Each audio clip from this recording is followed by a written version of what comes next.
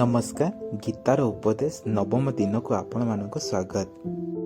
ता पूर्वर दयाकोरी यह चैनल को आपण माने सब्सक्राइब कर दियंतु, कारण आपण सहयोग बिना यह चैनल आगक जीवा असंभव। चलतु जानिबा आज गीतार उपदेश को।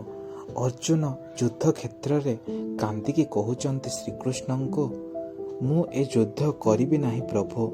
किंतु कृष्ण अर्जुन को देखि हसुचंती, कारण दुई पक्षरे जेतेबेले युद्ध चलीची सेतेबेले अर्जुन परि जड़े योद्धा कांदिबा देखि कृष्ण हस रही पारिला नहीं। किंतु श्रीकृष्ण हसिबार अन्य एक कारण मध्य थिला, जहा केबे अर्जुन जानि नथिले निज भविष्यत रे कोन घटिबो, किंतु श्रीकृष्ण को ताहा ठीक जଣା थिला युद्ध रे किए जीतिबा को जाउ। एठारे आमको शिक्षा मिले आम भविष्यत रे कौन लेखा जाइछि, कौन हेबाकू जाउचे ताहा केही मध्य जानती नाही।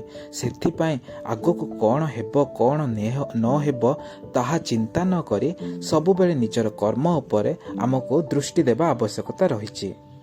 आज पई एतिकी थिला। मु आशा करूछि आपण माने एही चैनल को। रहुछि नमस्कार।